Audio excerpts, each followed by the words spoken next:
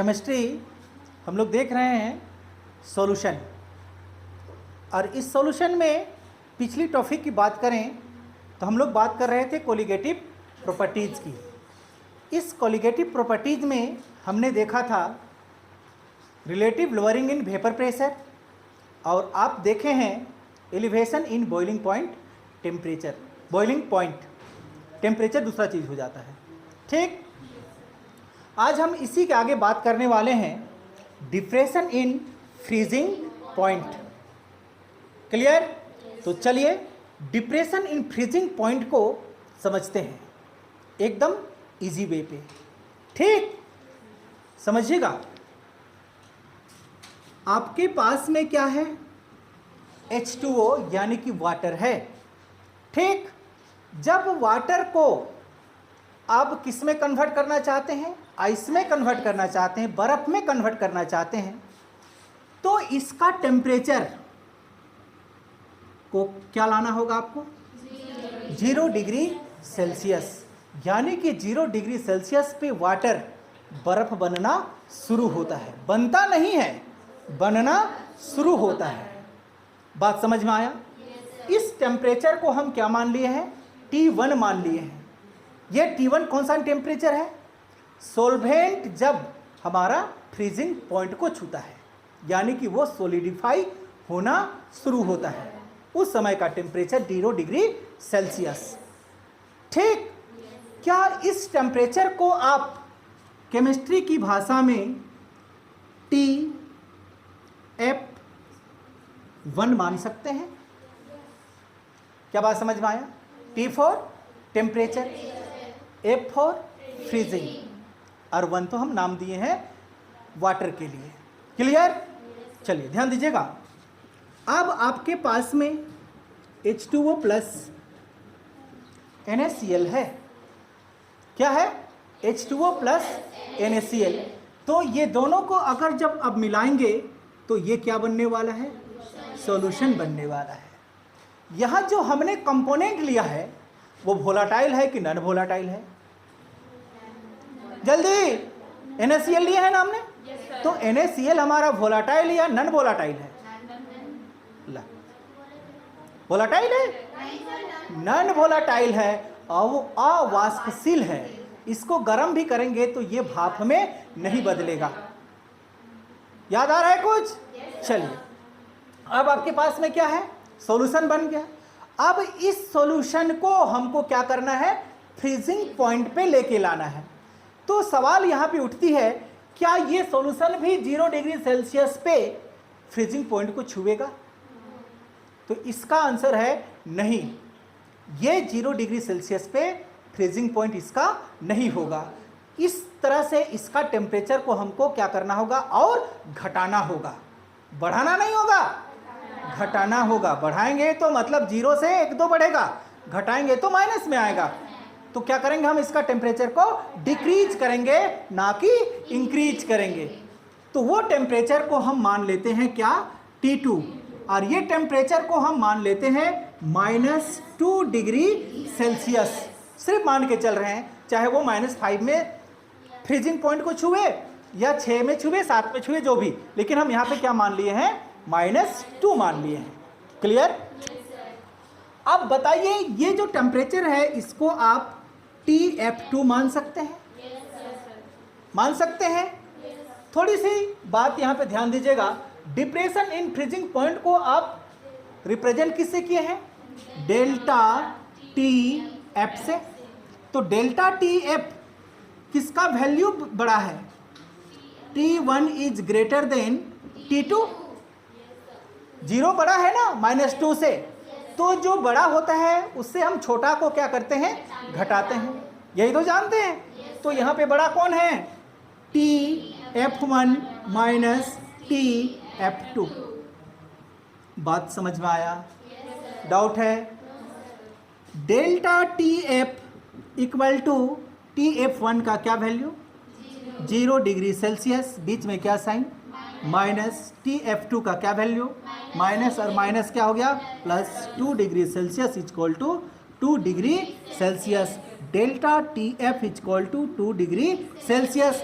ये 2 degree Celsius यहाँ पे क्या कहलाएगा? डिप्रेशन इन फ्रीजिंग पॉइंट कहलाएगा। बात समझ में आया? क्लियर? तो जब हम किसी सॉल्वेंट पे, मेरा बात ध्यान से सुनेगी, सॉल्वेंट यानी कि पानी जिसकी मात्रा ज़्यादा होता है, जब हम किसी सॉल्वेंट पे नॉन वोलाटाइल सॉल्यूट को क्या करते हैं? ऐड करते हैं, तो उसका फ्रीजिंग पॉइंट घट जाता है। क्या होता है? घट जाता है। घटा है कि बढ़ा है? घटा है कि बढ़ा है? ये 0 वो -2, तो बढ़ा है कि घटा है? घटा है। 0 आपका बड़ा है, -2 छोटा है, तो इसका फ्रीजिंग पॉइंट क्या होता है? घट जाता है। इसी को हम लोग किसके नाम से जानते हैं? डिप्रेशन इन फ्रीजिंग पॉइंट के नाम से जानते हैं। आज घर में जाके प्रैक्टिकल करके देख ही लेना, ठीक? 2 गिलास लेगी, 1 गिलास में 2 चम्मच नमक को डाल देना या चीनी को डालना, क्योंकि बाद में पीने भी बनेगा। और जम गया तो आइसक्रीम तो बनेगा ही बनेगा। नमक आइसक्रीम क्या करेगी ना, ठीक?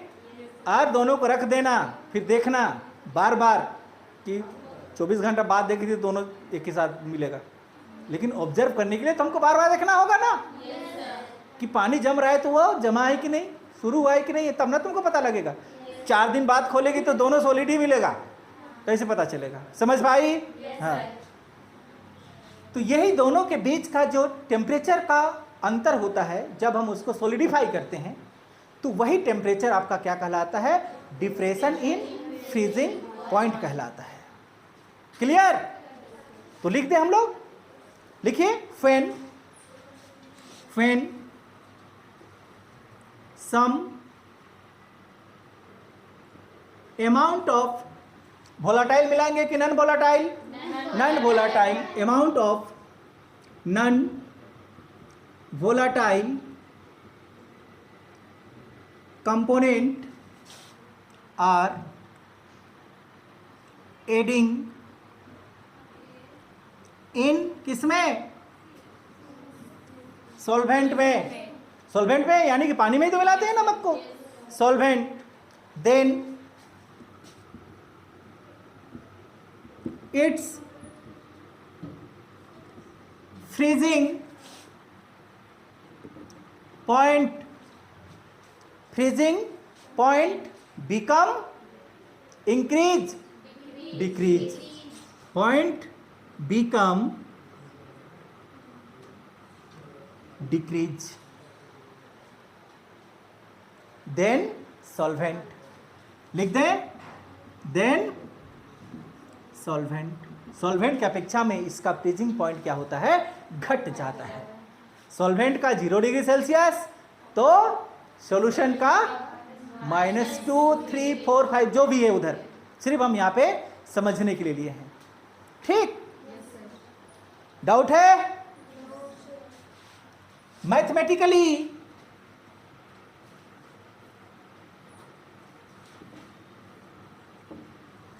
रिप्रेजेंट किससे किए हैं डिप्रेशन इन फ्रीजिंग पॉइंट को? Delta T F equal to TF1 minus TF2। यही तो वैल्यू निकाले हैं हम। है उल्टा है। फिर डेल्टा TF क्या था? ये डिप्रेशन इन फ्रीजिंग पॉइंट है। TF1 क्या था? फ्रीजिंग पॉइंट ऑफ सॉल्वेंट था। क्या हम इसको इस तरह से लिखें? आप समझ पाएंगे। F for freezing, P for point, freezing point of solvent. TF2 क्या था? Freezing point of solution. Solution तो बन गया नहीं? उसमें नॉन वोलेटाइल कंपोनेंट मिलाए, चीनी मिला दिए, नमक मिला दिए, तो वो सॉल्वेंट क्या बन गया? सॉल्यूशन बन गया। क्लियर? इस केस में TF1 is greater than TF2। 0 degree Celsius आपका बड़ा है -2 डिग्री सेल्सियस से, एग्जाम्पल के तौर पे। क्लियर? डाउट है?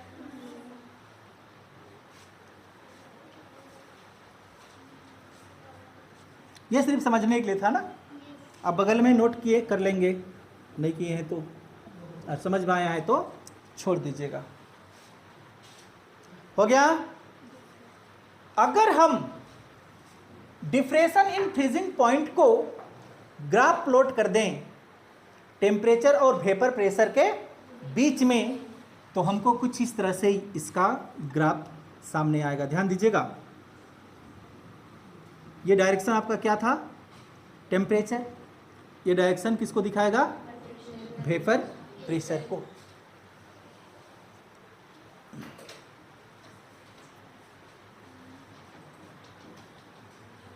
चलिए ध्यान से समझिएगा इस ग्राफ को। ठीक, पहले हम किसकी बात करेंगे? सॉल्वेंट की बात करेंगे। किसका बात करेंगे? सॉल्वेंट की। मतलब ए है हमारे पास में, सॉल्वेंट है। ठीक, उसका टेम्परेचर को हम क्या करेंगे? घटाएंगे, तो उसका वेपर प्रेशर भी क्या होगा? घटेगा। अभी आपका ए का मतलब सॉल्वेंट लिख ही देते हैं। ए का मतलब क्या होता है? चाहे इधर लिखेंगे। अब धीरे धीरे इसका टेम्परेचर को हम क्या कर रहे हैं? घटा रहे हैं, तो इसका वेपर प्रेशर भी क्या होगा? घटेगा।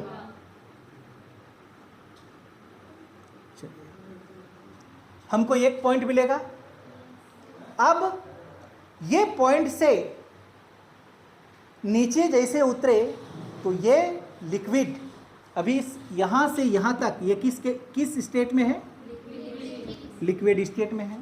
एक हमको पॉइंट मिलेगा, ये पॉइंट जहाँ पे आपका लिक्विड और सॉलिड दोनों स्टेट होगा। थोड़ा सा इसका टेम्परेचर को हम क्या कर दें? डाउन कर दें, तो ये किस में बदल जाएगा? सॉलिड में बदल जाएगा। मतलब यहाँ से जैसे हम नीचे इधर करें तो ये क्या बन गया? आपका सॉलिड बन गया। कौन? सॉल्वेंट। बात समझ में आया? लेकिन ये क्या हुआ कि जब आप क्या लेके चले? सॉल्यूशन, यानी कि AB है।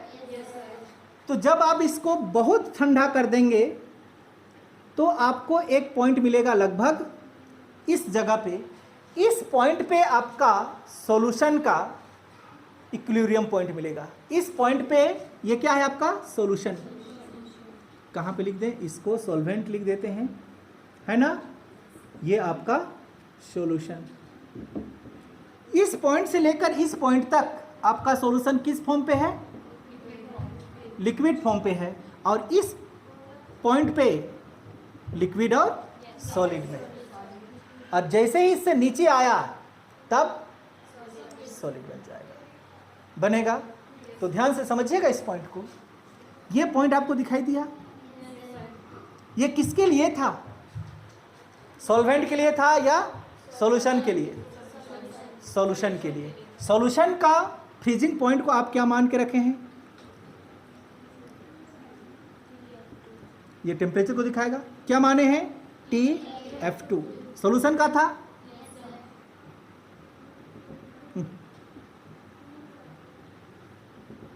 ये किसका था? सॉल्वेंट का क्या माने हैं?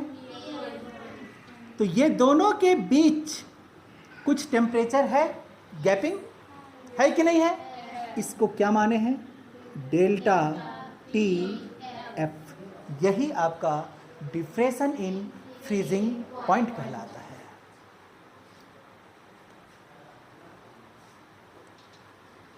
समझ में आया इसका ग्राफ? डाउट है? केवल पानी आपका यही टेम्परेचर पे सॉलिड बनना शुरू हो जाता है, जबकि सॉल्यूशन यहाँ पे है कि नहीं? मतलब यहाँ पे वैल्यू किसका ज़्यादा? TF1 का, कि ये 0 डिग्री जबकि ये माइनस में चला आया। -2 नहीं मानेंगे, केवल तो एग्जाम्पल था। ठीक, ये समझ में आ गया होगा। इसको मिटा देते हैं। चलिए,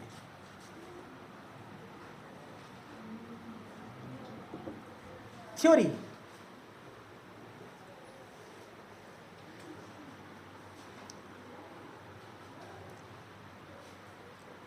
क्या जानते हैं आप? Depression in freezing point is directly proportional to the molar concentration. इसको किसके नाम से जानते हैं? मोलालिटी के नाम से भी जानते हैं, है ना।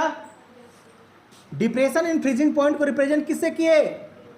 Delta TF is directly proportional to the, यानी कि स्मॉल m। क्लियर? डाउट है? पूछना है किसी को? डेल्टा TF डायरेक्टली प्रोपोर्शनल का साइन ध्यान दीजिएगा, क्या लगेगा? इक्वल टू, और साथ में एक constant KF, F for freezing. आप इससे पहले जब पढ़े थे तो हम KV लगाए थे, B फॉर बॉइलिंग। ठीक, और क्या है आपके पास में? M। यहां पे KF क्या है? Constant of depression in freezing point. लिखना चाहते हैं तो लिख सकते हैं। KF क्या है?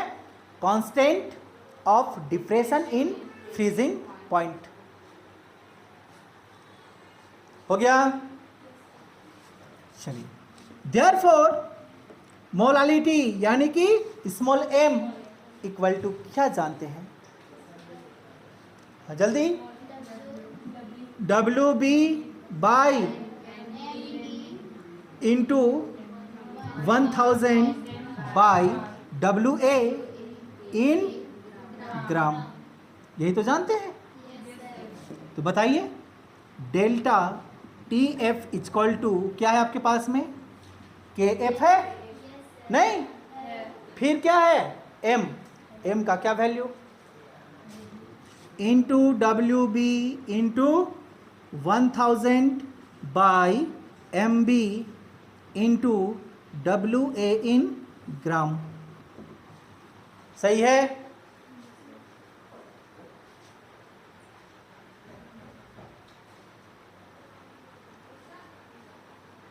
हो गया? इसको आप हाईलाइट कर देंगे। क्या निकला आपका? डेल्टा TF क्या था? Depression in freezing point. 3 marks के लिए पूछा जाता है, 3 नंबर के लिए। हो गया? तो ये था आपका depression in freezing point delta TF।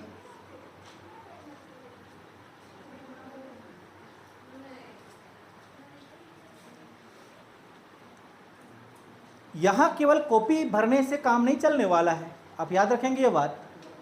ये आपको फाइनल में इसे ही लिखना है। ठीक, चलिए, पूछना है किसी को?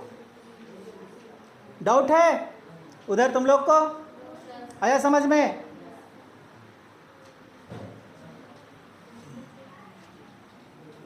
लास्ट हमारा कोलिगेटिव प्रॉपर्टीज बचा हुआ है, जिसका नाम है ऑस्मोटिक प्रेशर। है, हिंदी में क्या कहते हैं इसको? परासरण दाब कहा जाता है। मेरा बात ध्यान से सुनिएगा। ऑस्मोटिक प्रेशर को जानने से पहले, किसको? ऑस्मोटिक प्रेशर को जानने से पहले हमको ऑस्मोसिस को जानना होगा। दोनों अलग अलग चीज है। जब तक हम ऑस्मोसिस को नहीं जानेंगे, ऑस्मोटिक को डिफाइंड नहीं कर पाएंगे। क्लियर? तो ध्यान से सुनिएगा, जब हम फिगर से समझाना शुरू करते हैं, एक कंटेनर है, ठीक, इस कंटेनर पे एक सेमी परमेबल मेम्ब्रेन्स लगा हुआ है। सेमी परमेबल मेम्ब्रेन्स, अर्ध पारदर्शी झिल्ली कहते हैं जिसको, क्या कहते हैं? अर्ध पारदर्शी झिल्ली, सेमी परमेबल मेम्ब्रेन। आप वाटर फिल्टर यूज करते हैं घर में जिसमें कैंडल लगा होता है, देखे हैं कि नहीं? पोरस जो होता है चूना पत्थर का बना होता है, गोल गोल, नहीं देखिए? देखिए कि नहीं रे? मतलब ये समझ लें कि ये हमारे पास कंटेनर है, बीच में हम क्या लगा दिए हैं? सेमी परमेबल मेम्ब्रेन्स लगा दिए हैं। जब हम यहाँ किसी लिक्विड को डालते हैं और यहाँ भी कोई लिक्विड को डालते हैं, तो यहाँ का लिक्विड इधर आ सकता है और इधर का लिक्विड उधर आ सकता है, एकाएक नहीं आएगा, धीरे धीरे। ठीक, चलिए आप ध्यान से समझिएगा मेरा बात को। इधर हम रख देते हैं किसको? H2O यानी कि पानी को। ये तो हमारा दो है ना, चैम्बर बना हुआ है अलग अलग, समझ पा रही है ना? इधर हम रख देते हैं सिरप को। सिरप का मतलब समझ में आता होगा, शरबत को, यानी कि उस शरबत में चीनी और पानी होगा, है? दोनों की कंसंट्रेशन की बात करें, किसका किसका? पानी और शरबत का। पानी और शरबत का कंसंट्रेशन की बात करें, सांद्रता की बात करें, तो ये दोनों को कंपेयर करें तो इसके पास में लो कंसंट्रेशन है, L for low, C for concentration, किसकी अपेक्षा में? सिरप की अपेक्षा में। और इसके पास में आपका हाई कंसंट्रेशन है। क्या इतनी सी बात समझ में आया आप लोगों को? अब बीच में क्या लगा हुआ है? Semi permeable membrane. Semi permeable membrane से क्या लिक्विड एक दूसरे साथ पार हो सकती है? हो सकती है, होती है, हम बताए हैं, एकाएक नहीं होगी लेकिन होगी। अब सुनिएगा इसका आंसर, किसका? ऑस्मोसिस प्रेशर का, ना कि ऑस्मोटिक का। ठीक, जब लो कंसंट्रेशन है, क्या है? Low concentration solution move toward the high concentration solution. This phenomenon are known as osmosis pressure. क्या बात समझ में आया? लो कौन है? H2O. हाई कौन है? सिरप. तो ये सिरप इधर आएगा या H2O उधर जाएगा? कौन किधर जाएगा? H2O किधर जाएगा? सिरप की ओर जाएगा। इसी घटना को किसके नाम से जानते हैं? ऑस्मोसिस प्रेशर के नाम से जानते हैं। क्लियर? तो पहले हम ऑस्मोसिस को क्लियर कर दें? कर दें ऑस्मोसिस को पहले क्लियर? चलिए फिर ऑस्मोटिक में चलते हैं।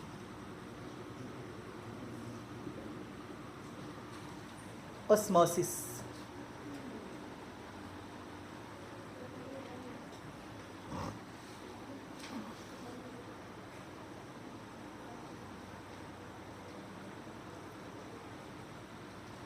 लिख लिए? डेफिनेशन सबको याद हो गया? तो लिख दे इसका definition. When low concentration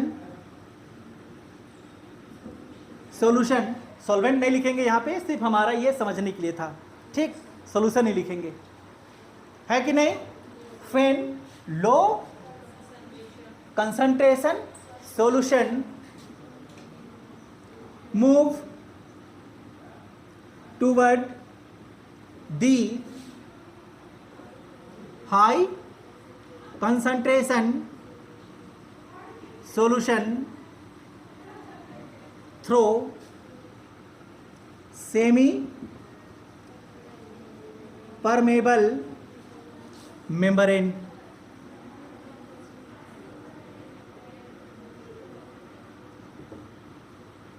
This phenomenon are known as osmosis. Doubt है? फिगर यहाँ पे के सामने है, इसको थोड़ा सा बड़ा बड़ा लिख दीजिएगा, एरो का साइन लगा दीजिएगा। ये कैसा है? लो कंसंट्रेशन है। ये कैसा है? High concentration.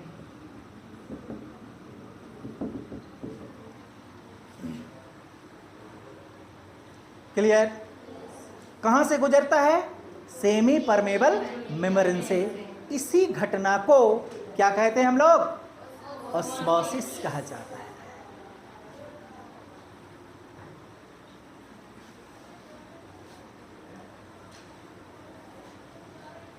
ऑस्मोसिस या ऑस्मोसिस प्रेशर, आप कंफ्यूज नहीं होंगे ना?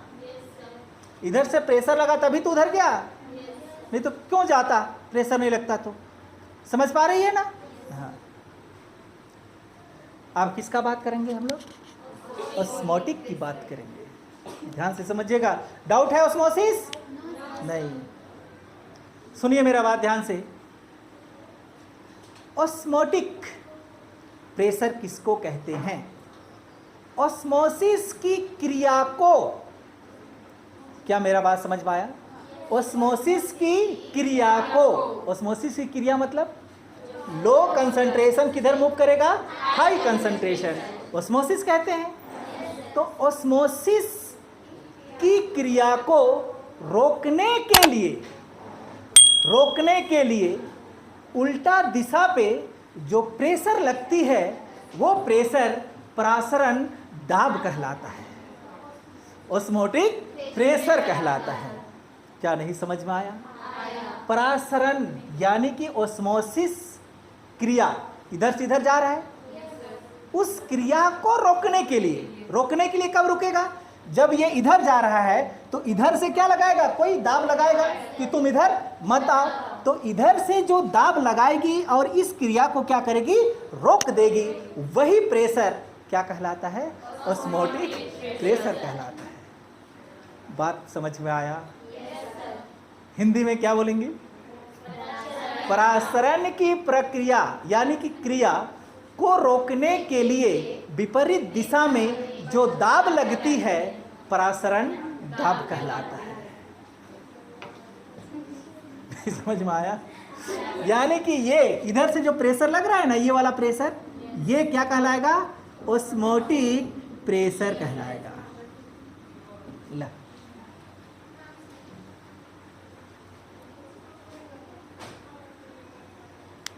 दोनों चीज समझ में आ गया होगा, ऑस्मोसिस और ऑस्मोटिक भी। एक सेपरेट टॉपिक डाल दीजिएगा, ऑस्मोटिक प्रेशर। चलिए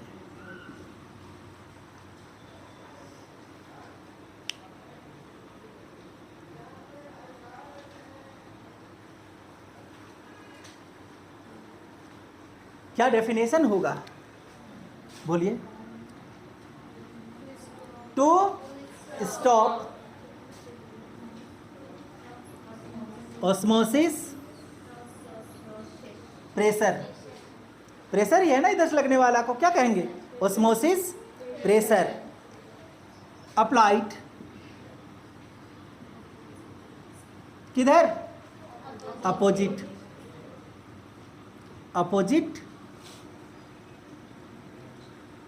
डायरेक्शन। अपोजिट डायरेक्शन में क्या अप्लाइड होता है? Opposite direction of pressure. Opposite direction of pressure that pressure are known as osmotic pressure. That pressure are known as osmotic pressure.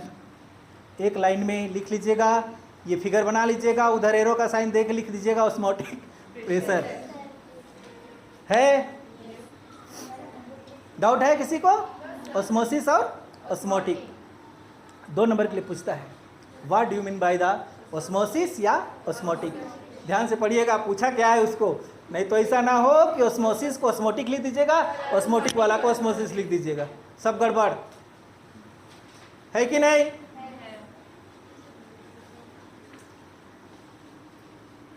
ये कहाँ पे होती है आप लिख दीजिएगा, at constant temperature, at constant temperature, नहीं तो गड़बड़ हो सकता है।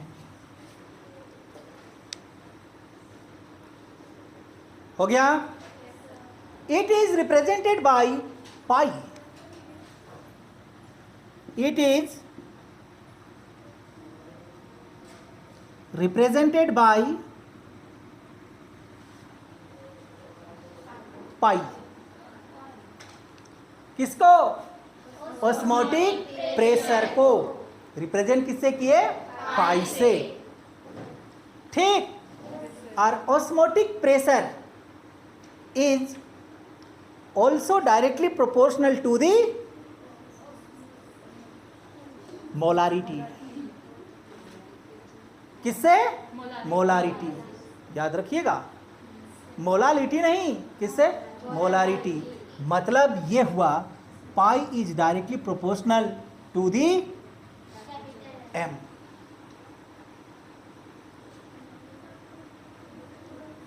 इसको मोलार कंसंट्रेशन कहते हैं। किस क्या कहते हैं?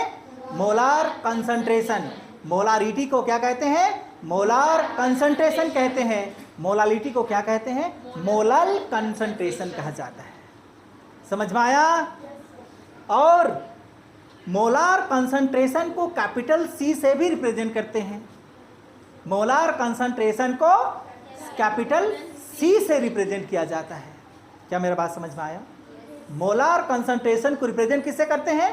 कैपिटल सी से। तो क्या आप लिख सकते हैं C equal to M? C क्या है?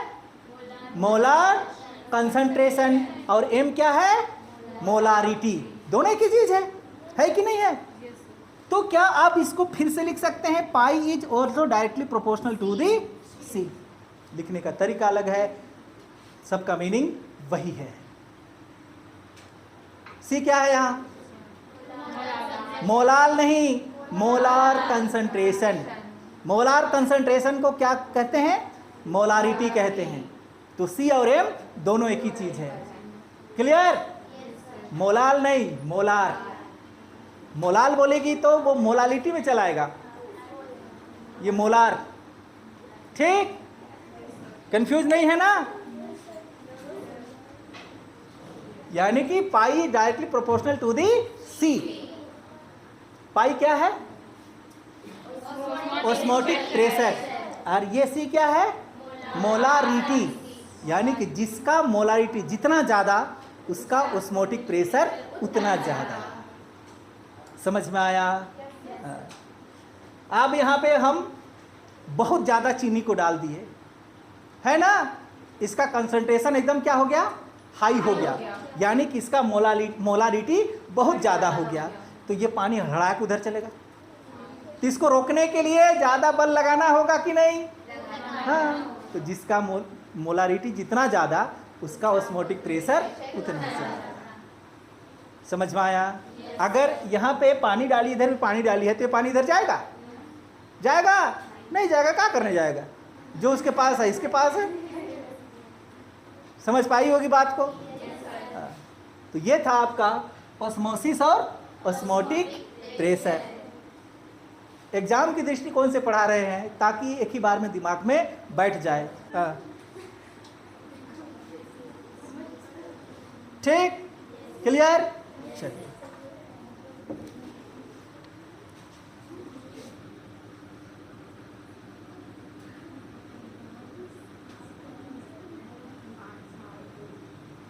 चलिए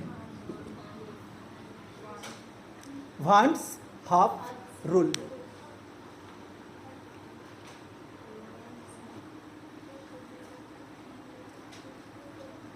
वान हाफ रूल क्या है?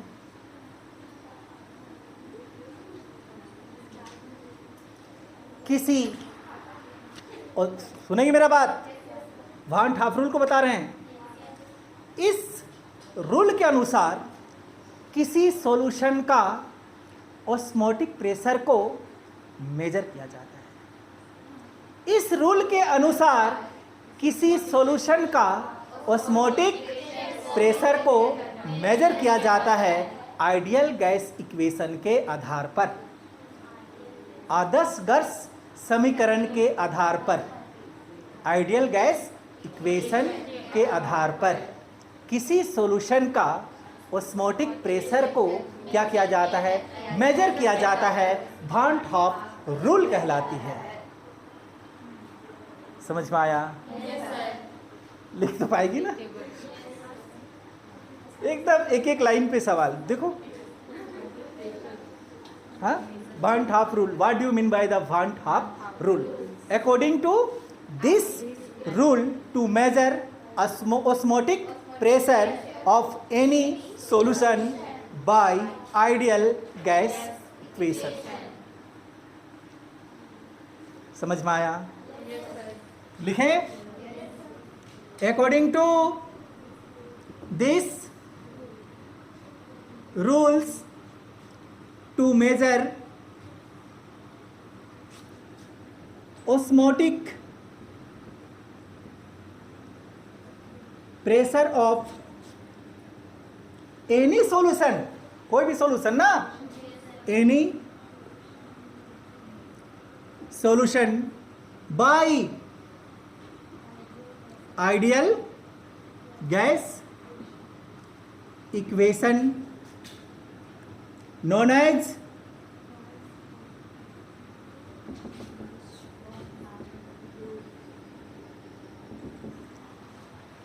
हो गया।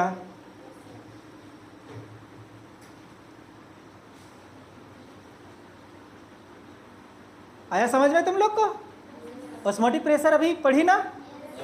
तो ऑस्मोटिक प्रेशर को क्या करेंगे हम लोग? मेजर करेंगे। किससे मेजर करेंगे? आइडियल गैस इक्वेशन से। क्या कहते हैं? वान हाफ रूल कहा जाता है। ठीक, चलिए पढ़ें क्लास 11 में आइडियल गैस इक्वेशन। क्या पढ़े हैं? PV equal to nRT, ideal gas equation यानी कि PV इक्वल टू nRT।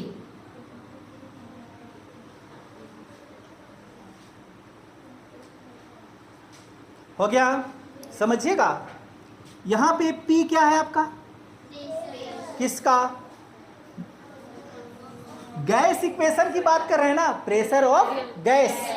समझिएगा, प्रेशर ऑफ गैस।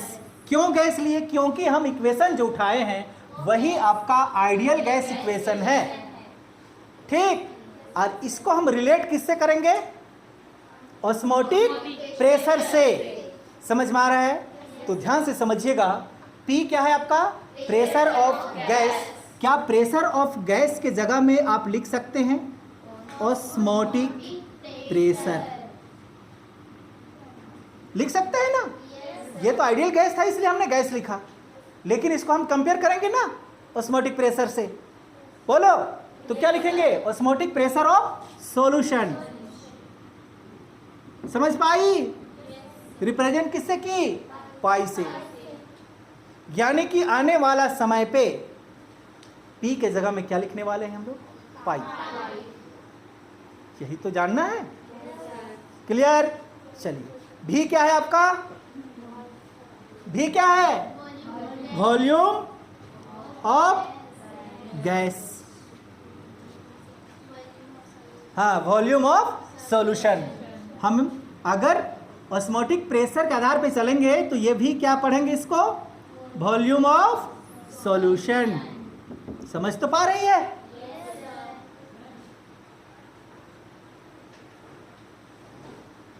N क्या है यहां पे? नंबर ऑफ किसका? गैस का। Number of moles of gas. इधर क्या पढ़ेंगे? मोल्स ऑफ सोल्यूट, सोल्यूट जितना सोल्यूट मिलाएगी उतने ना बढ़ेगा। इसको आप क्या पढ़ेंगे, एनबी पढ़ेंगे, सीधे हम लिख दे रहे हैं, इसको पूरा लिखने की आवश्यकता नहीं होगा। एनबी का मतलब समझ में आता है, number of moles of solute. हो गया। आर क्या है यहाँ पे, universal gas constant, universal gas constant, value बोलिए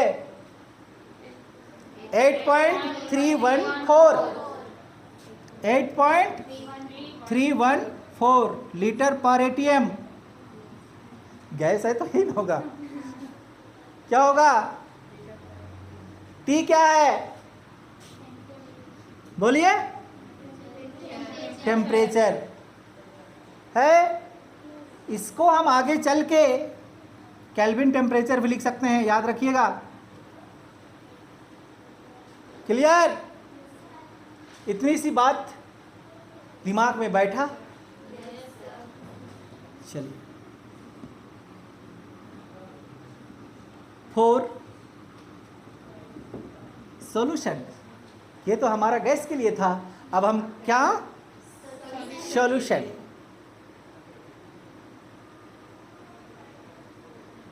बोलिए सॉल्यूशन के लिए क्या था आपका, पी, पी के जगह में क्या लिखेंगे, पाई, फिर भी तो भी है, इक्वल टू एन के जगह में एन बी, फिर आर टी, और pi equal to N B by V R T लिख सकते हैं क्या।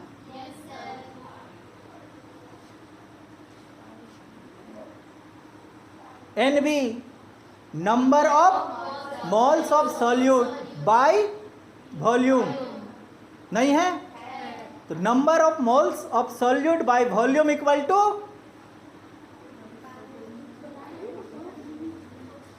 बोलो, ये एन बाई बी है ना आपके पास, क्या है, N B by V, number of moles of solute by volume equal to molarity, इसी को कहते हैं मोलारिटी। समझ में आया। एन बी तोड़ के बता दें कि याद आया, एन बी का मतलब क्या, W B by M B, वही तो लिखते थे आप, into 1000 by volume in M L. देखो दिमाग को थोड़ा सा ज्यादा खुला रखना। समझ पा रही है हम क्या बोलना चाह रहे हैं। एन बी का मतलब क्या होता है, एन बी का मतलब W B by M B into by volume है ना, यानी कि 1000 by volume in M L, उसी को तो वॉल्यूम को ही तो बदले थे। तो ये एम किसके बराबर होता है ये भी बता दीजिए। अभी पढ़ी है, नहीं पढ़ी है, पढ़ी है। तो पाई इक्वल टू बताइए जल्दी,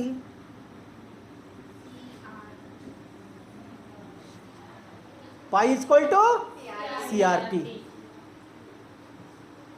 एट कांस्टेंट टेम्परेचर। हो गया। आर क्या है यहाँ पे, गैस कांस्टेंट, टी क्या है, टेम्परेचर, हम लिख चुके हैं कांस्टेंट टेम्परेचर। अगर कांस्टेंट क्या हो गया, आर कांस्टेंट हुआ और टेम्परेचर कांस्टेंट हुआ तो pi is directly proportional to the, पहले निकाल चुके हैं, बोलो नहीं,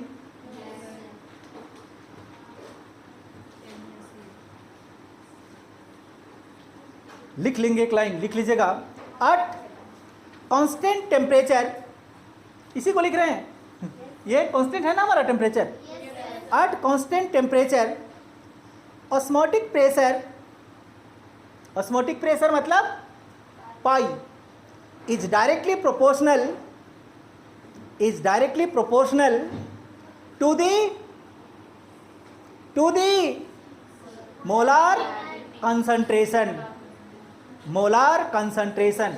मोलार कंसंट्रेशन को किसके नाम से जानते हैं? मोलारिटी। ब्रैकेट्स में लिख दीजिएगा,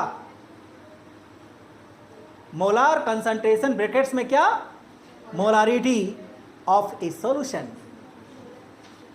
ऑफ ए सॉल्यूशन।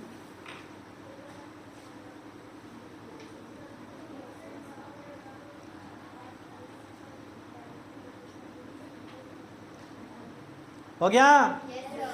डाउट है? थोड़ा सा यहां पे। और पाई इक्वल टू, ध्यान दीजिएगा, क्या है आपका? NB। NB का मतलब WB बाई MB लिख सकते हैं या नहीं लिख सकते हैं? फिर आपके पास में क्या है? RT into R into T है। फिर क्या है? वॉल्यूम। वॉल्यूम का मतलब इंटू 1000 बाई, बोलिए, वॉल्यूम इन ml लिखेंगे, वॉल्यूम इन ml। समझ में आया?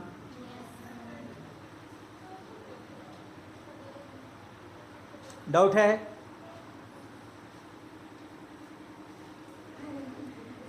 आ गया समझ में? तो चलिए आज के लिए केमिस्ट्री को भी यहीं पे समाप्त करते हैं। कल हम और कुछ एक दो सॉल्यूशन के बारे में बात करेंगे, जिसका नाम है आपका आइसोटोनिक, हाइपरटोनिक और हाइपोटोनिक। इस प्रकार का कौन सा सॉल्यूशन कहते हैं, कल की क्लास में ये हम जानेंगे। ठीक है?